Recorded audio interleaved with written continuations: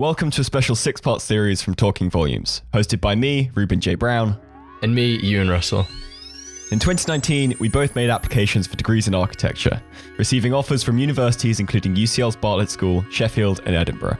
And in the autumn of 2020, we're both hoping to take up offers at Cambridge University. In comparison to applying for most undergrad degrees, this is a pretty intensive process. And when we were going through it, we both struggled to find simple answers to some confusing questions. Questions like, what should I apply for? And what should go in my portfolio? How should it be presented? Do I need work experience? And do I need to be able to draw, and how? We know that if you're listening to this, you're excited about architecture and want the best chance to get into the best school for you. So we've made this series, which will tell you everything you need to know about applying to study architecture in the UK, from a student's perspective. We've got 6 episodes covering where to start, what to apply for, writing a personal statement, making your portfolio, application drawing tasks, and finally what to expect at an interview. You're listening to episode 3, Writing Your Personal Statement.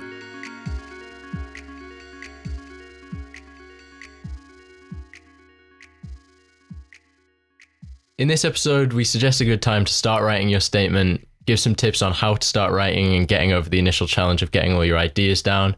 Then we'll move on to the editing process with some do's and don'ts for the tone of the writing. Finally, we'll read Reuben's statement in full and show how it all comes together into a complete document that can get your excitement and interest in architecture across to wherever you apply. If you've been following this series in order so far, you should know where your interests in architecture lie, have done some absorbing, observing and making to back that up, and know the courses and schools you're applying to.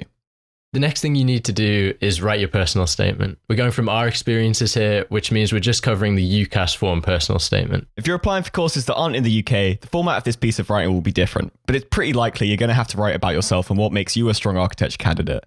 And this episode will still be useful to you. The UCAS statement has a hard limit of 4,000 characters, including spaces. If you're applying to Cambridge, it's good to at least have a first draft by the end of September at the latest. If you're not applying to Cambridge, you technically have until the beginning of January to complete it, but we still recommend getting it done and sent off by November, and most sixth forms set this as their deadline. Universities say that the time you apply won't affect your chances of getting a place, but it is good for morale to be early and get this stage out of the way. In most degrees, this is the final stage of the application, but for architecture, you've still got a long way to go before you start getting offers, with things like portfolios, drawing tasks, and interviews coming later, with different processes for everywhere you apply. We both spent a month or 2 working on our personal statements, editing slowly over a long period of time. So I recommend starting this part of the application by the beginning of August, but if it's already late September and you're freaking out, there's no reason it can't be done in a week. Yeah, I didn't actually start writing mine until September, and I didn't feel too time pressured, though I had been thinking about it for a while, it had been in the back of my mind. Okay, let's talk about how to start and where we should start thinking like that. Before you start seriously writing, it makes sense to have some form of a list that includes everything you think is important to mention. Starting is really hard, but I found getting all the ideas out of my head and onto paper just to start off with a much easier approach. So what should this list include? Well, let's go back to the ideas we discussed at episode 1 about absorbing, observing and making. Thinking through these categories could help you with getting your ideas down. In the personal statement, universities first want to see how you think and the depth of your thinking. What have you read, seen or done that you can use to offer a personal insight into your thinking? For this episode, we're going to be using my personal statement as an example. So these are just the sort of things you could include, but make it personal to you. My list went like this. For absorbing, I'm just listing authors, architects, and sociologists whose work has influenced my thinking. And if you've listened to the first episode of this series, you'll see some of my recommendations coming back here. So I've got Rutger Bregman's Utopia for Realists, Olivia Lang's The Lonely City, Anne Dati Roy's God of Small Things, Ray Oldenburg's Idea of the Third Place, and Grace Kim's Co-Housing. Some of these are directly linked to architecture, like Grace Kim's work, but others like Olivia Lang's art essays in The Lonely City don't make a direct connection. When it comes to observing, we're thinking of instances when architecture has directly affected our lives and describing how we notice that. If you've done the observation exercise we described in episode 1, you might want to include some of the observations you've made from that. Yeah, I've listed some of the buildings that I think demonstrate my daily thinking about architecture really well. The first being spaces in my college where I've done that exercise, like the spiral staircases they have and the window alcoves there, against the really thin walls of my English classroom. I've also got Brighton Children's Hospital, Brighton and Victoria Stations, and a comparison there, the Louisiana Museum's Giacometti Room, and Hamas del Agua by Cesar Manrique. With this list, notice how most of these buildings are just functional spaces. Some are even liminal space. Liminal spaces being spaces we just pass through to get somewhere else, like corridors or staircases. Yeah, this is about showing your understanding of architecture's influence on how we live every part of our lives. Yeah, I've included a range of spaces from the very mundane in a staircase and a classroom at my college to slightly grander buildings like a big hospital and 2 big train stations, to a world-class art gallery and one of the world's most sublime and weird category-denying buildings in Halas del Agua.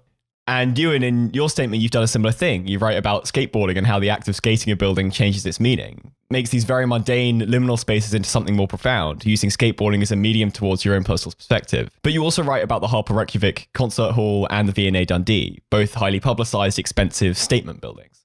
Yeah, exactly. And I think through providing this range, you're showing how you understand the importance of architecture at all different levels, both like the aesthetic and also the functional. We've also both made some comparisons here, which I think is really interesting and another good way of showing levels of understanding. In your list, you're planning to compare 2 different train stations and 2 different spaces at your college. And I compared the Harper Reykjavik Concert Hall and the V&A. Yeah, comparison of 2 spaces can be another way of demonstrating the connections you make between spaces and understanding architecture as an experience. All right, moving on to making. Let's keep in mind that our artwork and drawing will get its own spotlight in the portfolio, which is the next episode. So what we're listing here might be more academic forms of making. If you've done an EPQ or essays around architecture, work experience placements, summer schools, community work, etc., it's still great to talk about the artwork you make, especially if it's a big part of your thinking. But if you're struggling to keep the character count down later, it can be better to make this more of a subtle nod or an indication of what you'd show in more depth through a portfolio. For my making list, I've noted a fine art study I did of Gaudi and Frei Otto's uses of catenary geometry for their architectural models, my English A-level coursework, where I wrote an opinion article on Michael Reynolds' Earthships with reference to Frank Lloyd Wright's Usonia homes, some life drawing classes I've been doing, work experience at LCE Architects and Mott MacDonald Structural Engineering, and the UCL Bartlett summer school we did. Cool. We'll come back to those and move on to a little extra bit of the list where you might want to note down any academic achievements or other commitments. This is probably an optional part, and there's plenty of very good personal statements that don't include much of this, including Euan's. I gave up about 700 characters of the 4,000 to this, listing my elected positions at secondary school as head boy and chair of the junior leadership team. Also my part-time job in retail, some Spanish evening class I'd done, and a little note on my hobbies like music and climbing. Now the last part about hobbies, Cambridge probably won't care about at all, or that's what you're generally told, but somewhere like UCL might a bit more. And the same statement is going to every place you apply to. If your hobbies are deeply linked to architecture, however, you may want to include them more centrally, which we'll talk a little bit more about in a bit. Yeah, at the Bartlett interview, I think a lot of us got asked right at the end what we do in our spare time. I think they're asking for you to show that you're more than just an academic drone, but you're also showing your ability to manage a high workload and acknowledging that architecture is an intense degree, but proving that you can handle it. Yeah, like if you want to put some of this in, it won't hurt, though especially if you need more characters for the architect stuff, then don't be afraid to use them. With the Spanish evening classes point I made, I was using that to cover a weakness in my application, that I didn't have a GCSE language. Something that universities like to see and that UCL supposedly requires. So I took these classes to kind of cover for that and make a point of that in my statement. So there's our lists of things we want to write about, separated into themes that might help us make some connections when structuring our writing. From here, we're going to start writing it up into a working document. Include everything and keep an eye on the character count. But if you're beneath 6,000, it won't be too hard to cut it down later.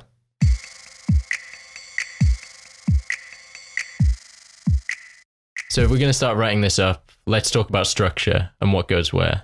You could labour over your first line for hours and hours, and I think it's actually the line you should maybe write last. Some people think that a personal statement should begin with the word I, and I'm fairly inclined to agree, but that's not a rule by any means. In both our statements, we started with observations, and these were on the more mundane end of the scale too. Like you compare the 2 spaces in your college, and I've written about skateboarding. Yeah, you actually write very clearly about how you observe architecture, and I'm quoting from your statement here.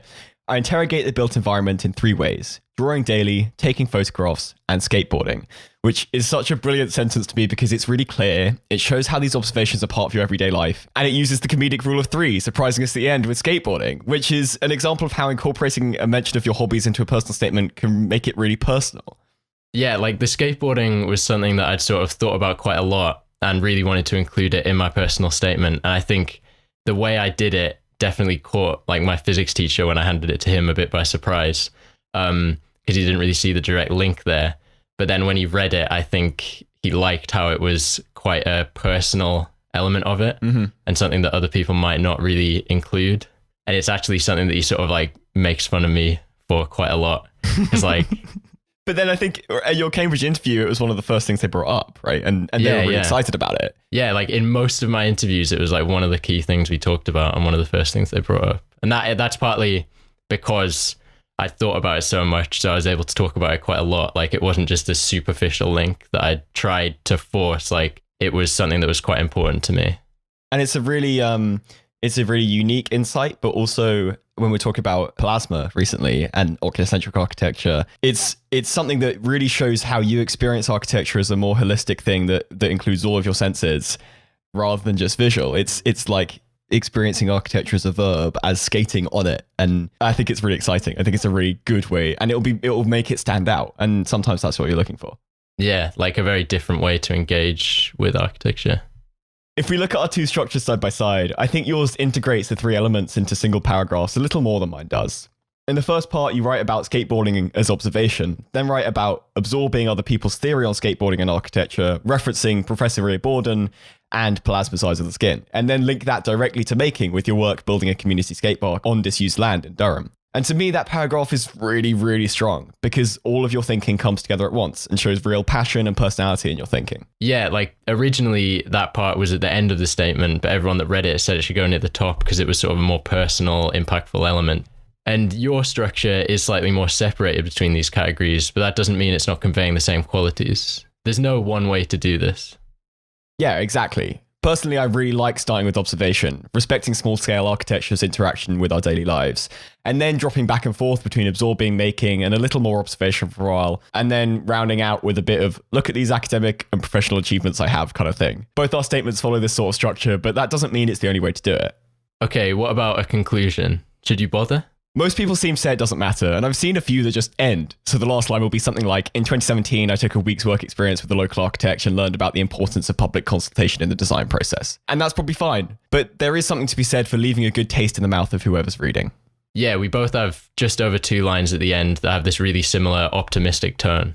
I ended with, architecture will help me to make a positive difference in the world, facilitate change, and tackle real-world problems in new and creative ways. And you've written, in studying architecture, I hope to channel my excitement for the sciences, humanities, and arts into a tangible benefit for our planet and its inhabitants.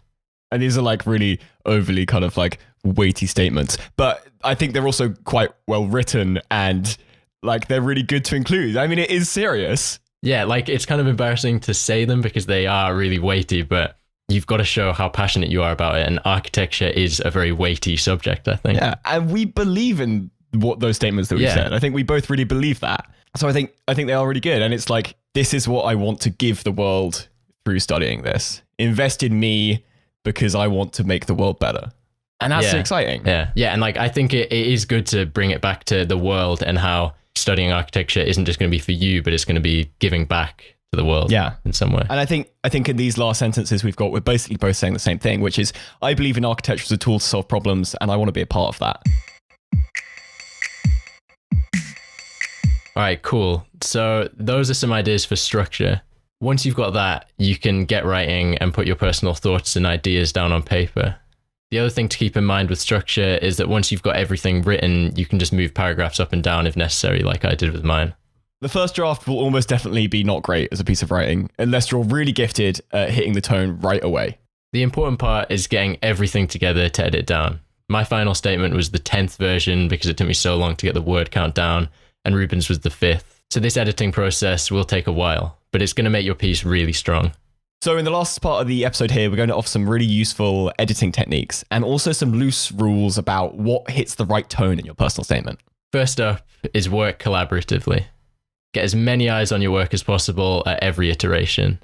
Don't be afraid to reject some people's recommendations if they get in the way of the expression of your ideas, but do trust in what might be more experienced and objective judgments about tone and writing style. It is sometimes really hard to judge your own work when it's so personal to you and you've spent so much time working on it, so it's great to get other perspectives. There's also a rule about editing writing that you can't edit for tone and grammar at the same time. You need one person to do each. So get a total grammar nerd from one of your classes to pass it over for correct English and try to get someone with more experience and knowledge to edit for tone. I was really lucky to work with my mum a lot on mine, mainly because she was just super tough on my writing and pretty adamant about some changes that I was resisting. But I can now see that they made my piece stronger. And when I gave her my first draft, she said that it didn't read like how I talked. So she couldn't imagine me saying the words, which made it hard to read, an almost disingenuous feeling. Which brings us to a couple of points, which is the first being read your writing aloud. Is it clunky or does it flow? You'll definitely find bits of wording you need to simplify through doing this. And that takes us to 2 points borrowed from George Orwell's Rules for Writing. You've only got 4,000 characters here, so you need to make sure that every one of them counts. Orwell says, never use a long word when a short one will do, and if it is possible to cut a word out, always cut it out. I think there's this very natural feeling when writing this that you need to show off your vocabulary and write in this really formal essayist tone. And I am so guilty of this in my first draft. And to demonstrate, I'm going to read you a sentence from that draft that is such a horrible mouthful, I'm very embarrassed to read it aloud, but here goes. As architects of the Anthropocene, it is essential to not lose sight of the symbiosis of every organism in the delicate biosphere. Oh my God, it makes me so uncomfortable to read that. And I mean, I think what you need to see here is that behind all the big words, you're not really saying anything. Sorry, mate. Like, your point is, I believe architects need to look after the environment. Like, that's it. That's all you're saying. Yeah, it's like I'm hiding behind all these big words to make it sound way more profound than it is. So, what did that line get edited down to in the final version? Well, I restructured and combined a couple of points to make the writing flow better and get more thoughts in fewer characters. But the idea of commenting on the environment was still really important to me and basically became, I'm most inspired by architecture which integrates the natural and built environments. That's it. And then I wrote a little bit about my observations of some spaces I love that do that. Yeah, so basically you got rid of all the long, complicated words and made a more effective point, which showed your thinking and ideas much more clearly. Exactly, and that's the power of editing here. Like, I'm making the same points that I wrote down in my first list at the beginning, but now it's just way more effective because I've gone back through it and really, really analytically gone, like, how can I make this the most effective? And you have to be really critical of yourself and get other people to be critical of yourself for you. And that doesn't mean you're not allowed to use long words. Just that if you're going to use complex vocabulary, it has to be necessary. Yeah, absolutely. I reference oculocentric architecture and phenomenology in my statement. And you write about catenary geometry. That's a catenary, Euan. Yeah. Catenary. What's important is that in these examples, using the complex technical word actually made the writing shorter and snappier. Yeah, the rule here is the simpler you're writing, the better your argument. I mean, if you had said, instead of oculocentric architecture, which prioritized the sight rather than the other senses, that's so much more clunky. It's like there's a specific word for this particular idea, so you can use it because it's necessary. But the rule here is the simpler you're writing, the better your argument. And admissions tutors are going to read through these statements really quickly.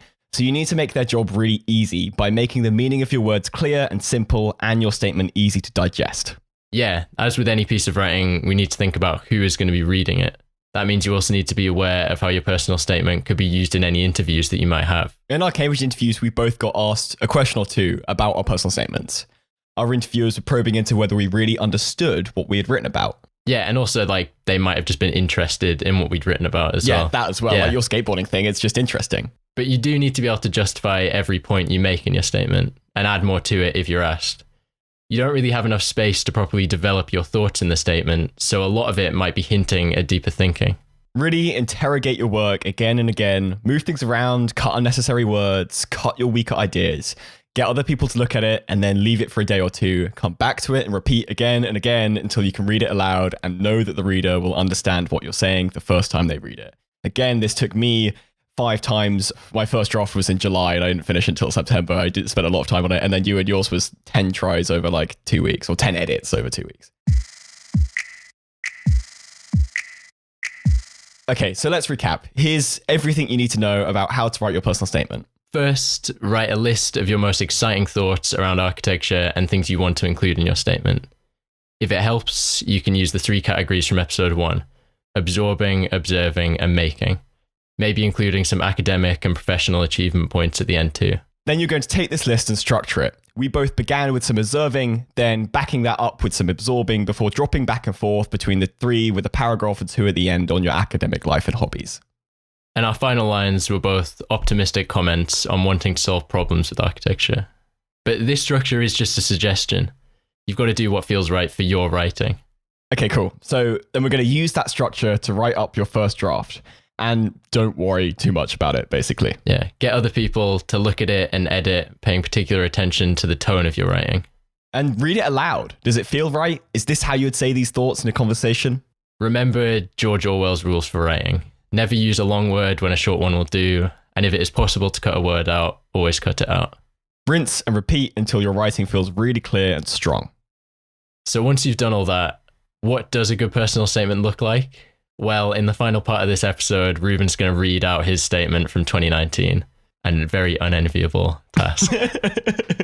Really putting yourself out there. Yeah, thanks, man. It's okay. But it is a great example of how you can bring all these things we've talked about today together. And your statement's also really strong. You don't have to read it aloud, but you can find it on our website, talkingvolumes.co.uk, if you want another example.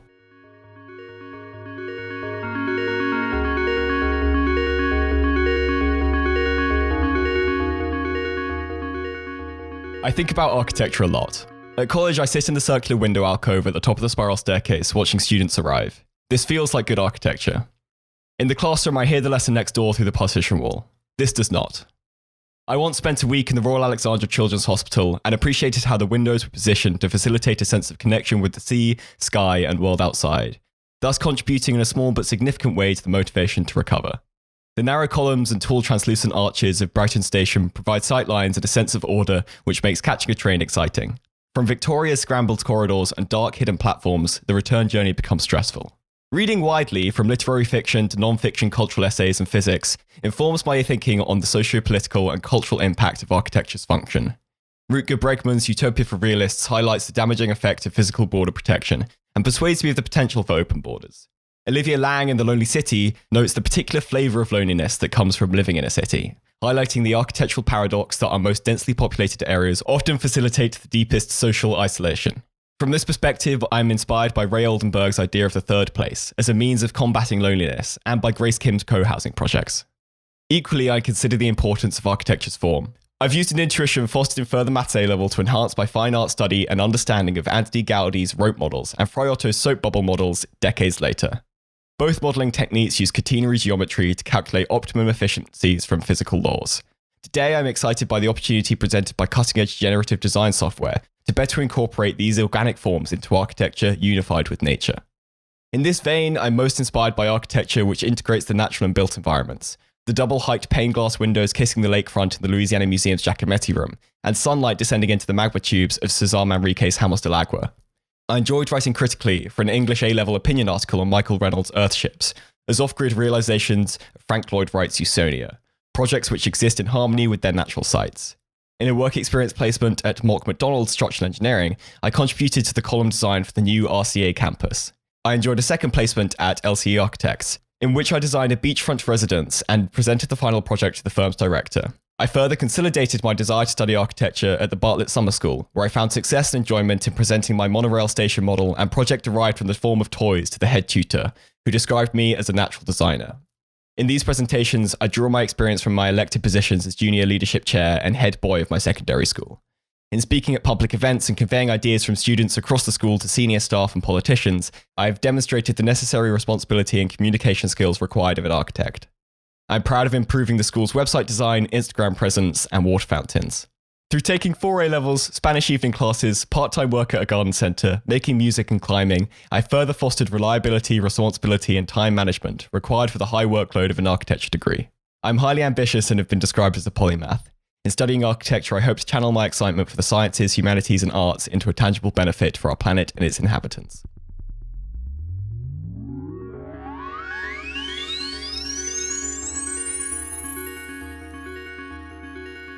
This episode of Talking Volumes was produced remotely in Durham by me, Euan Russell. And in Brighton by me, Reuben J. Brown. If you've got any questions, have a great episode idea, or want to get in touch for any other reason, you can email us at talkingvolumespod@gmail.com or send us a message on Instagram or Twitter at Talking Volumes.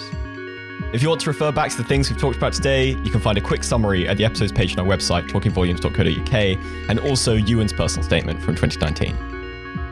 And if you want to help our show reach more people, you can drop us a review on whatever service you're listening to and recommend us to a friend. Until next time, keep paying attention to the architecture all around you. See you in episode 4, where we're going to talk about the process of making your portfolio.